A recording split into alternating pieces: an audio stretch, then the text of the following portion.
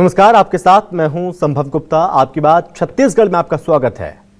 मोदी सरकार के 11 साल पूरे होने पर छत्तीसगढ़ में भी बीजेपी इस दौरान हुए कामों की उपलब्धियां गिना रही है।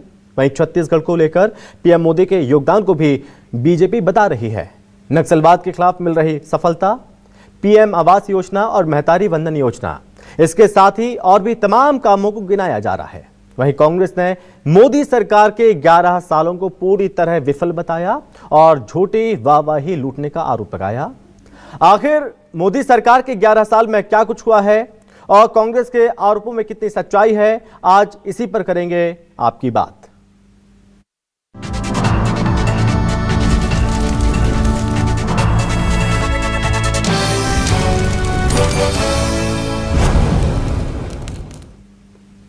तो इन 11 सालों में क्या उपलब्धि रही है बीजेपी की, केंद्र सरकार की, ये उपलब्धि बताई है सीएम साय ने। क्या कुछ कहा, सुनिए आप।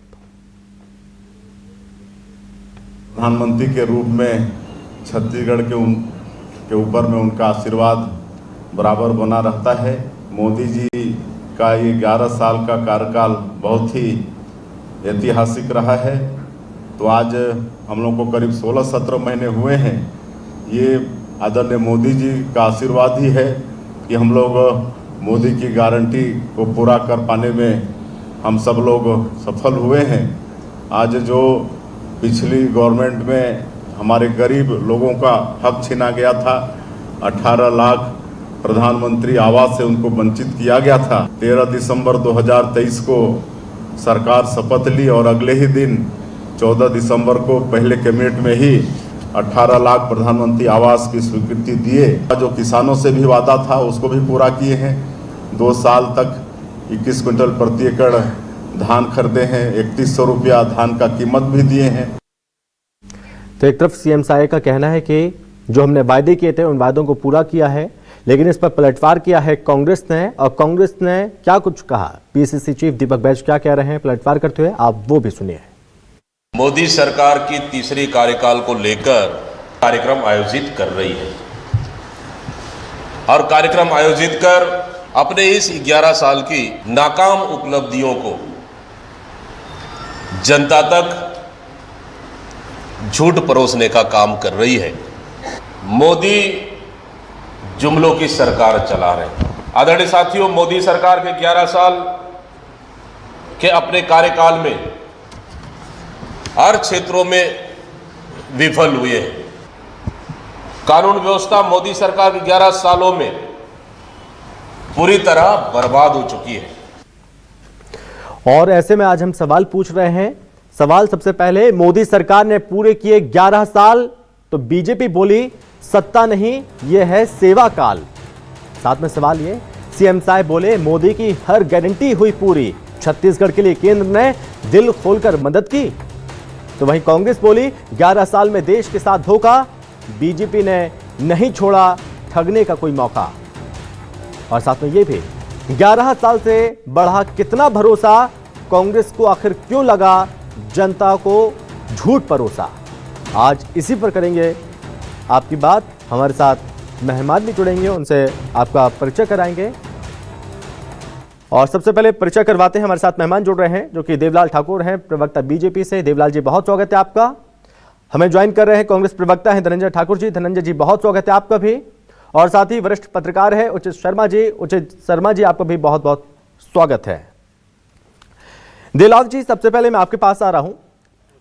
इन 11 सालों में आपने कहा कि हमने हर गारंटी पूरी की, केंद्र सरकार ने दिल खोलकर मदद की। इन 11 सालों में जनता का कितना भरोसा आप पर बढ़ा है, देवलाल जी? जी देखिए, माननीय देश के हमारे यशस्वी प्रधानमंत्री जो 11 सालों से आज देश की सेवा में लगे हुए हैं, कहीं ना कहीं छत्तीसगढ़ में मोदी जी की गारंटी को लेकर हमने उन सारी गारंटियों को पूरा किया। चाहे किसानों की धान खरीदी की बात हो, चाहे महतारी दीदियों को उनके खातों में पैसे पहुंचाने की बात हो, चाहे 18 लाख जो गरीब परिवार हैं जिनका आवास रुका हुआ था, कहीं ना कहीं डबल इंजन की सरकार के कारण, मोदी जी के कारण आज उन आवासों को बनाया जा रहा है। निश्चित ही 11 वर्षों में जो उल्लेखनीय कार्य किए हैं वो कभी कांग्रेस के शासन कालों की जो तुलना करोगे 2014 के पहले, तो कितने एम्स भारत में हुआ करते थे, आज कितने एम्स हैं, इसको देखकर आपको अंदाजा हो जाएगा। पहले कितने मेडिकल कॉलेज थे, आज इन 10 से 11 वर्षों में आज कितने मेडिकल कॉलेज बन गए हैं। इन चीजों को देखकर आपको अंदाजा हो जाएगा। कहीं ना कहीं जो मेडिकल की सीटें थी वो 288% बढ़ गई। आज जो बच्चे 50,000 मेडिकल के कॉलेज में पढ़ते थे, उनकी संख्या आप देख लो 1,00,000 1.5 लाख से ऊपर जा रही है। तो कहीं ना कहीं देश में विकास के जो नए आयाम बढ़े जा रहे हैं वो किसी से छुपा नहीं है। इस सुरक्षा व्यवस्था की बात करते हैं, आज पहली बार देश में ऐसा हो रहा है कि देश से कोई चीज देखने के पहले, यहाँ कुछ करने के पहले लोगों को सोचना पड़ रहा है। हर पड़ोसी देशों को मुंहतोड़ जवाब दिया जा रहा है। तो निश्चित ही माननीय देश के हमारे प्रधानमंत्री श्री नरेंद्र मोदी जी के शासन काल में, अमृत काल में, सेवा काल में 2047 तक विकसित भारत बनकर ये देश उभरेगा। लेकिन देवलाल जी, कांग्रेस को ऐसा क्यों लग रहा है कि जनता को झूठ परोसा जा रहा है, हर बात पर झूठ बोला गया और जो वायदे किए थे उन वादों को एक भी पूरा नहीं किया? देखिए, जनता को झूठ बोलने की आवश्यकता नहीं है। आप मातारी दीदियों के खाते में जाकर वो चेक कर सकते हैं कांग्रेस के लोग। अगर कांग्रेस के लोग बोल रहे हैं, इसमें मैं कुछ नहीं बोलना चाहूंगा, क्योंकि कांग्रेस के लोगों का काम ही विरोध करना है, चाहे वो देश के खिलाफ हो। ये लोग हमेशा देश विरोधी नीतियों के साथ खड़े रहे हैं और हमेशा से इस सेना ऊपर आवाज उठाते रहे, संदिग्ध का संशय करते हैं, अब पुलिस ऊपर संशय करते हैं। तो निश्चित ही मोदी सरकार के ऊपर भी संशय ये लोग का करना लाजमी। इन 11 सालों को कैसे देखते हैं आप, और क्या लग रहा है कितना परिवर्तन छत्तीसगढ़ में आया है?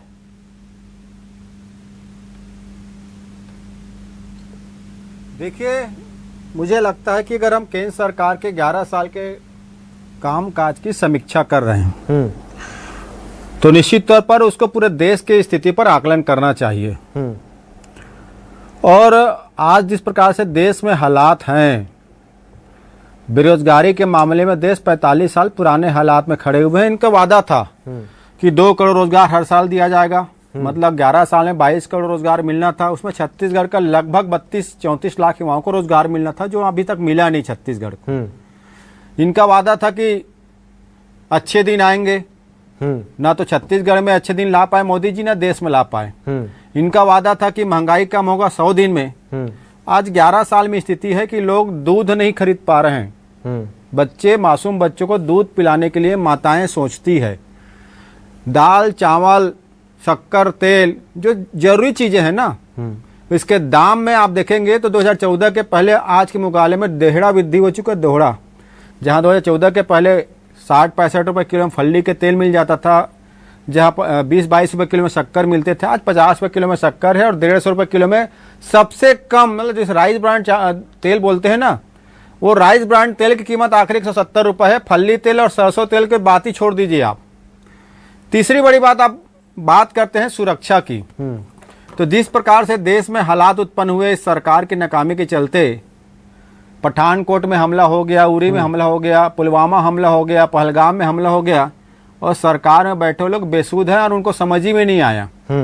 और जब विपक्ष सवाल पूछे तो विपक्ष को पाक परस्त बोल देना और देशद्रोही बोल देना, या सेना पे सवाल उठाने वाले बोल देना। इसके लिए हमारे सेना दोषी नहीं है, केंद्र में बैठे प्रधानमंत्री और केंद्र के गृह मंत्री दोषी है। तीसरी बड़ी बात, किसानों की आमदनी की बात दोगुनी करने की बात थी। छत्तीसगढ़ में आप देखेंगे, हमारी जब सरकार थी, जब किसानों को हमने धान की 2500 एक मुश्त देने का काम किया, तो यही नरेंद्र मोदी जी की सरकार ने शर्तें लगा दी कि आप धान की समर्थन मूल्य से अतिरिक्त राशि देंगे तो यहाँ से चावल नहीं खड़े करेंगे। धमकी दिया जाता था छत्तीसगढ़ को। और आज भी बोल रहा हूं मैं, आज फिर बोल रहा हूं ना, जरूर यह मेरी सरकार नहीं है, भारतीय जनता पार्टी की सरकार है और गारंटी देने वाले मोदी जी प्रधानमंत्री हैं। आज भी सरकार में साहस और क्षमता नहीं है कि धान के जो 3100 रुपए की कीमत धान बेचते किसानों खाते में दे सके। उसके लिए कोई जिम्मेदार है तो नरेंद्र मोदी जिम्मेदार है।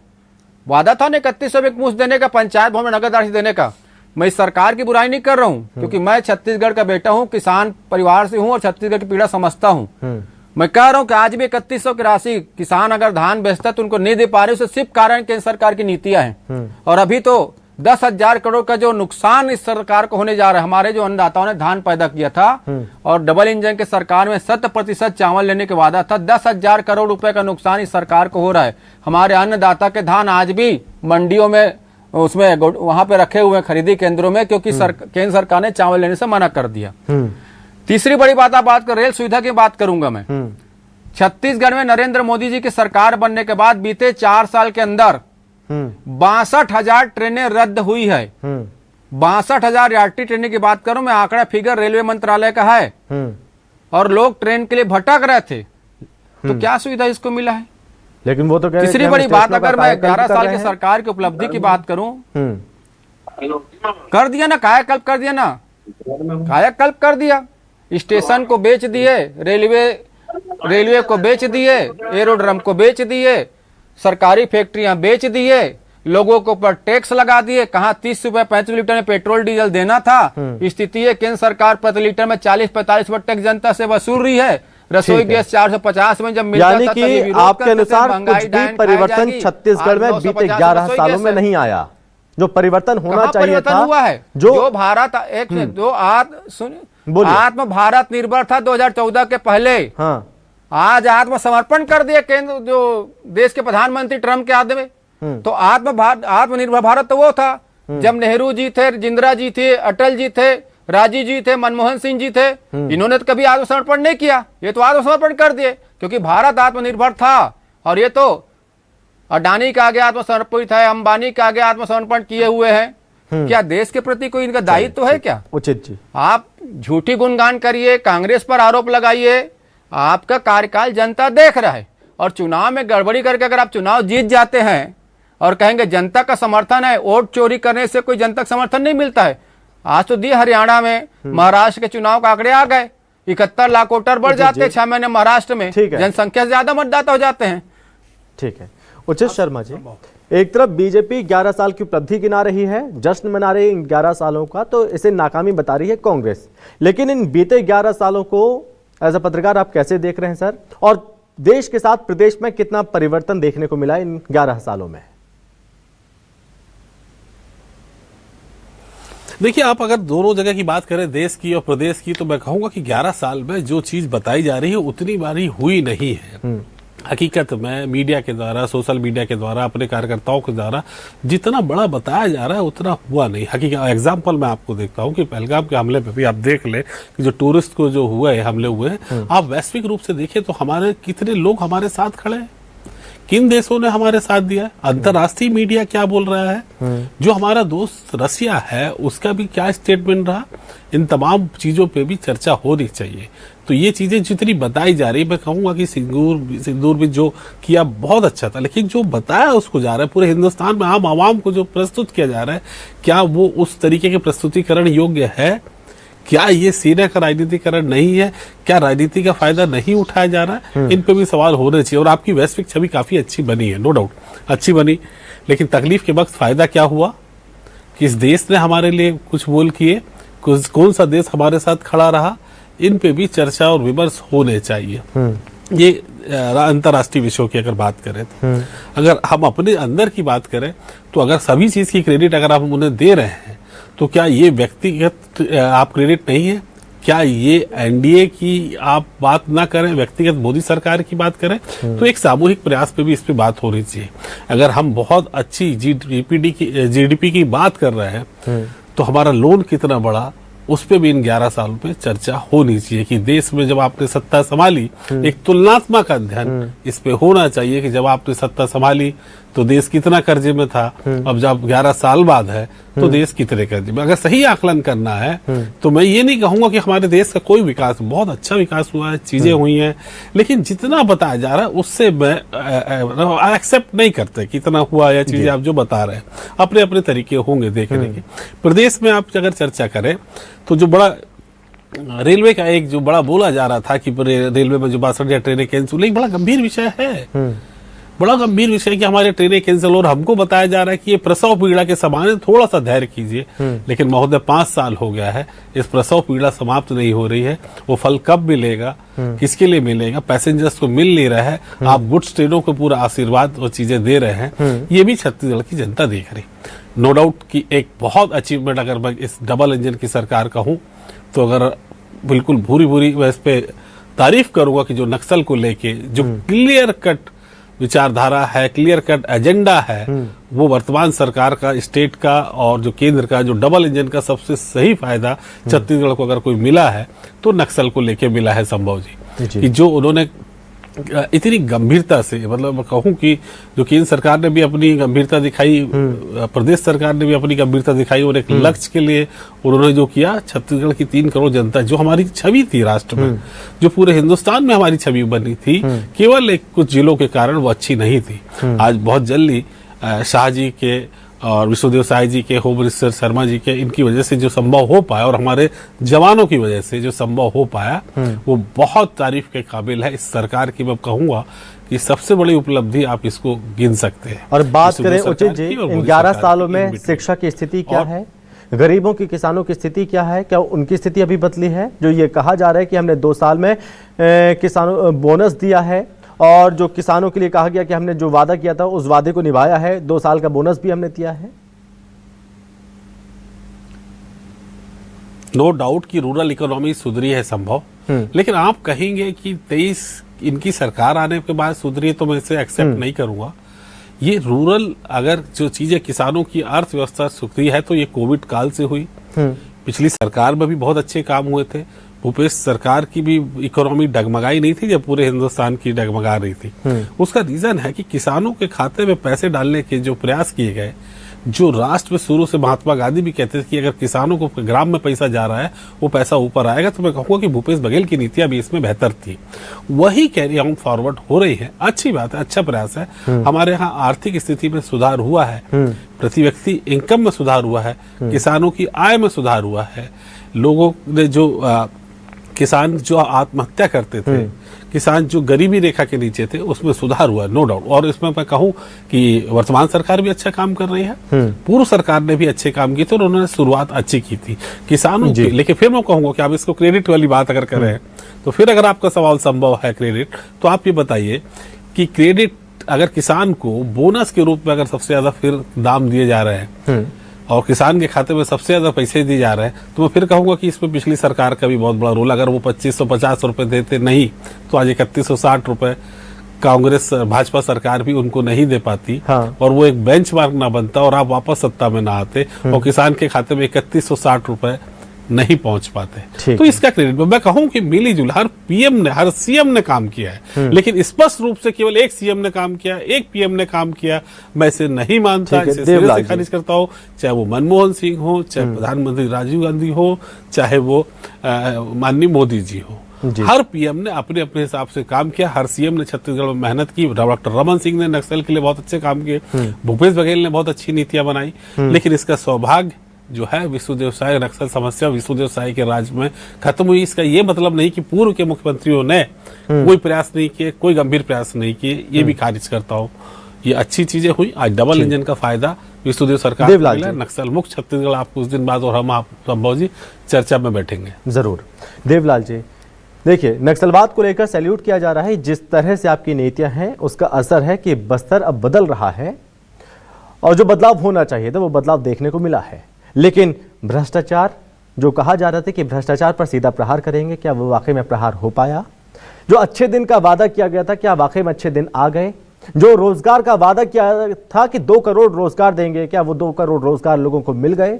और जो बात कही गई थी कि पेट्रोल डीजल सस्ता होगा, क्या वो चीजें सस्ती हो गई?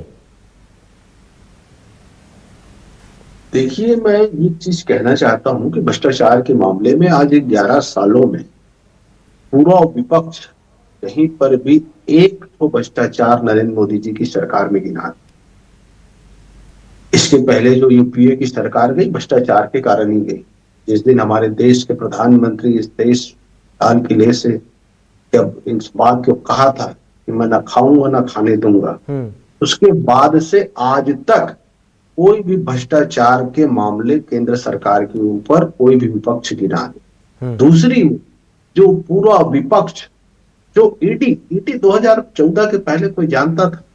जो लोग भ्रष्टाचार करते थे, जो लोगों के घरों में रखने को अनाज नहीं होता था बोरों में, आज लोगों के घरों में पैसे पकड़ाए, किसके द्वारा पकड़े गए? ईडी के द्वारा। जो आज इतनी भ्रष्टाचार करने वाले जो लोग हैं, उनको पकड़ने का काम, जेल में डलवाने का काम इसकी सरकार में हुआ, आज भारतीय जनता पार्टी की सरकार में हुआ, ताकि लोग भ्रष्टाचार करने से डरे। तो भ्रष्टाचार में लगाम लगाने के लिए भारतीय जनता पार्टी ने इतना बड़ा काम किया है, जो इस सबसे बड़े लोकतंत्र भारत देश में शायद दूसरी कोई सरकार नहीं कर पाती। ये कड़े कदम है, इसको हम सबको मानना भी चाहिए, और इसके लिए हमारे देश के प्रधानमंत्री नरेंद्र मोदी जी को बधाई भी है और शुभकामनाएं भी, कि देश के भ्रष्टाचार को खत्म करने के लिए इतना बड़ा कदम उठाया। फिर धनंजय जी कहेंगे कि अपने गिरेबान में नहीं झांकते, सारे भ्रष्टाचारी हमारी पार्टी में नजर आते हैं आपको, जब हम सवाल उठाते हैं तो हमको जेल में डाल दिया जाता है।